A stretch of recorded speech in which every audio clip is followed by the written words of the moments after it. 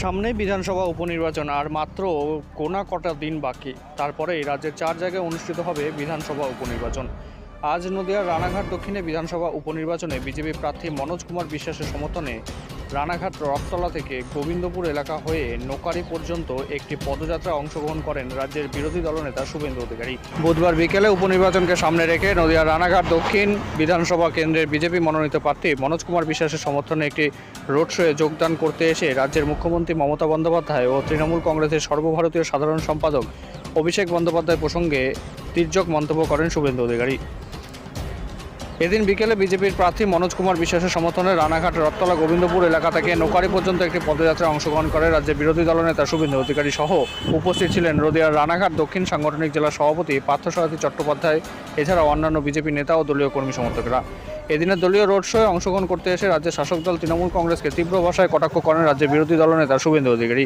তিনি বলেন, 14 জুলাই 300 জন অত্যাচারিত ও শহীদ পরিবারদের নিয়ে পথে বসে আন্দোলন শুরু হবে। পাশাপাশি রাজ্যের মুখ্যমন্ত্রী মমতা বন্দ্যোপাধ্যায় ও অভিষেক বন্দ্যোপাধ্যায়ের হাত থেকে দেশকে বাঁচানোর জন্য লড়াই চলবে।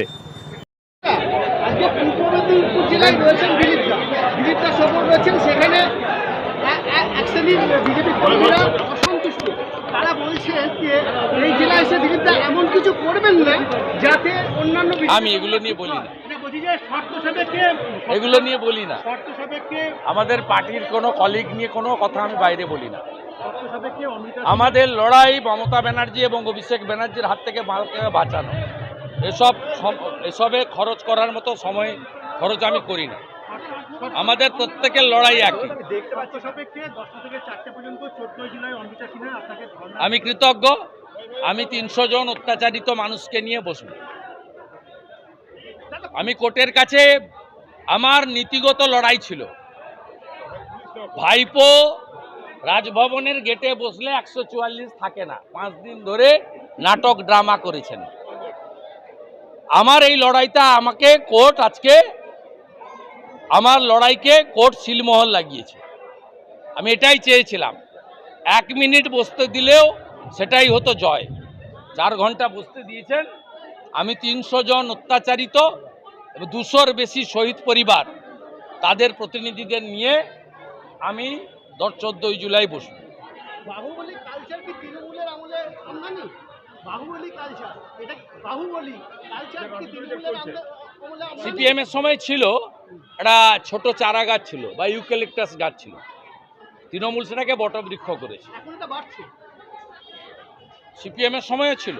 বর্ধমানের আইনুল, শাসনের মজিদ মাস্টার, গড়বেতার সুশান্ত ঘোষ, হলদিয়ার লক্ষণ শেঠ। হ্যাঁ, প্রথম থেকে প্রচারে ছিল। পার্লামেন্টে আছেন, আজকে সন্ধ্যায় পৌঁছাবেন, কাল থেকে দেখতে পাবেন। আপনি কোত্থেকে কি কোন চশমা দিয়ে দেখছেন? হ্যাঁ, জবকার প্রথম দিন থেকে জগন্নাথ আছে কার্তিক ঘোষণা। পার্লামেন্টে আগে আপনারা জানেন, পার্লামেন্টে এবারে ইম্পর্টেন্ট ইস্যু ছিল। উনি এমপি হিসেবে শপথ নিয়েছেন, স্পিকার ইলেকশনে গ্রহণ করেছেন।